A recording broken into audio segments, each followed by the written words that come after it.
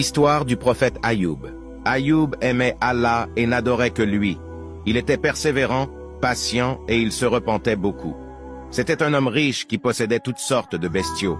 Allah l'avait comblé de bienfaits, richesses, épouses, enfants, et il en était très reconnaissant envers Dieu.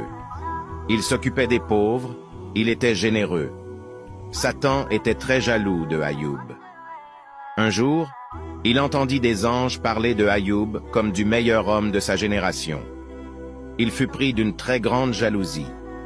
Il mit tout en œuvre pour amener Ayoub dans le chemin de la désobéissance et l'éloigner d'Allah. Il commença par essayer de le distraire lors de ses prières, mais en vain. Satan demanda à Dieu la permission de détruire ses richesses. Mais cela n'altéra en rien sa foi. Au contraire, il avait conscience qu'Allah pouvait donner et reprendre comme il le souhaitait. Satan décida donc de détruire sa maison et de tuer ses enfants. Mais Ayoub ne se plaignit pas ni ne s'apitoya sur son sort. Il chercha du soutien auprès de Dieu. Alors Satan prit la forme d'un homme âgé qui lui mit en tête que Dieu avait décidé de ne pas le rétribuer pour son dévouement et ses prières. Mais Ayoub répondit qu'Allah est capable de tout. C'est lui qui décide, il donne et reprend quand il le souhaite. Il n'est pas mécontent de ce que son Seigneur a décidé pour lui. Satan fut de plus en plus en colère. Ayoub commença à s'affaiblir. Son corps fut envahi par une douloureuse maladie. Sa famille avait peur d'attraper sa maladie. Alors, ils l'ont chassé de chez eux. Ayoub ne se plaignait jamais. Il avait confiance en Allah. Sa femme, Laya, resta à ses côtés. Il n'avait plus de quoi subvenir à leurs besoins, alors son épouse commença à travailler pour les gens. Mais au fil des années, elle n'eut plus de travail car les personnes avaient su que c'était la femme de Ayoub. Ils avaient peur d'attraper sa maladie. Alors elle fut dans l'obligation de vendre ses cheveux aux filles des notables pour pouvoir survivre.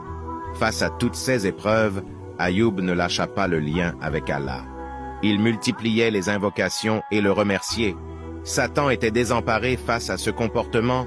Il n'arrivait pas à éloigner Ayoub de son Seigneur. Alors il prit la forme d'un homme pour rappeler à sa femme le temps où Ayoub n'était pas malade, où ils étaient riches, où la vie était belle et facile. La femme de Ayoub se mit à pleurer et courut vers son mari en lui disant « Demande à ton Seigneur d'éloigner cette souffrance de nous. » Ayoub lui rappela que Dieu leur avait donné des bienfaits pendant plus de 80 ans et qu'ils étaient éprouvés depuis peu de temps. Il ne pouvait pas demander à Allah de les soulager de cette épreuve maintenant. Ce serait ingrat vis-à-vis de lui. Alors elle décida de partir vivre ailleurs. Ayoub ne savait pas quoi faire. Il invoqua son Seigneur afin d'implorer sa miséricorde. À travers sa prière, Ayoub n'a pas demandé la guérison ni le soulagement de ses douleurs, mais il a fait part à Allah de sa faiblesse, de son état de besoin. Allah demanda à Ayoub de taper le sol avec son pied.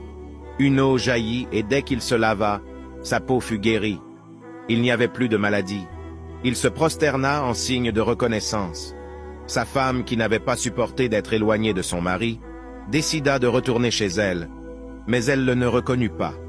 Elle pleura et remercia Allah. Puis Dieu lui donna d'autres enfants. Ses terres et sa richesse lui ont été rendues.